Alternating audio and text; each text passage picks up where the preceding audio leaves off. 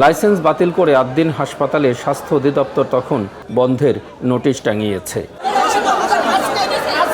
দিকবিদিক ছুটোছুটিতে ব্যস্ত সাধারণ রোগীরা, সবার চোখে মুখে অনিশ্চয়তার ছাপ।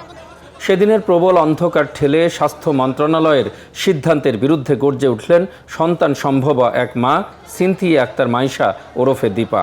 আমি এই হাসপাতালে করব, এই হাসপাতাল ছাড়া অন্য কোনো হাসপাতালে আমি যাব না। বাস সোজা কথা, আমার আগস্টের ডেট, আগস্ট মাসে আমি এই হাসপাতালে ডেলিভারি করতে চাই। এটা সরকার যে সিদ্ধান্ত দিয়েছে এটাকে মানি না।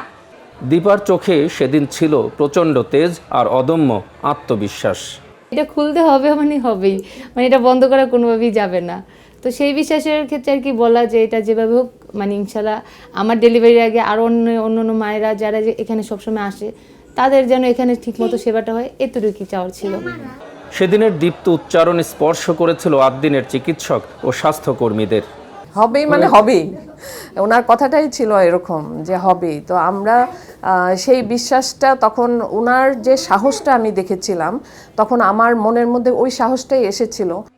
দিন গড়িয়ে কাঙ্ক্ষিত আগস্ট এলে হাসপাতালের করিডোর ফিরে পাই চিরায়ত রূপ। গত 17 আগস্ট চিকিৎসা বিজ্ঞানের জটিল সব ঝুঁকি পেরিয়ে অস্ত্রোপচার কক্ষে ঘটে সেই কাঙ্ক্ষিত অলৌকিক ঘটনা।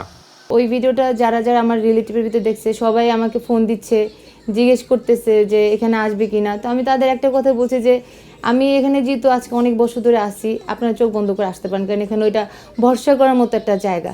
সব নীরবতা ভেঙে পৃথিবীর আলো দেখে ফুটফুটে এক কন্যা সন্তান। এটি ছিল তৃতীয় সিজারিয়ান কেস, যা অত্যন্ত ঝুঁকিপূর্ণ হলেও শেষ পর্যন্ত জিতেছে এক মায়ের অটল আত্মবিশ্বাস আর চিকিৎসকদের অক্লান্ত পরিশ্রম।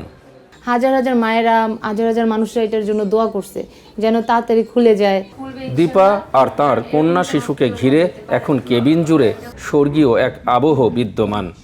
দু একদিনের মধ্যে দীপা হয়তো হাসপাতাল ছেড়ে চলে যাবে নিজের বাড়ি ভোলার দৌলত খান।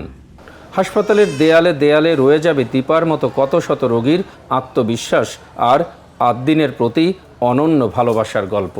ওনার সেই আত্মবিশ্বাসকে আমি সম্মান জানাই এবং স্যালুট জানাই যে আমাদের দীপা রোগীর সেই আত্মবিশ্বাস থেকে আমরা আমাদের হাসপাতাল থেকে সবাইকে সেবা দিতে পারছি। Desk report, media network, Dhaka.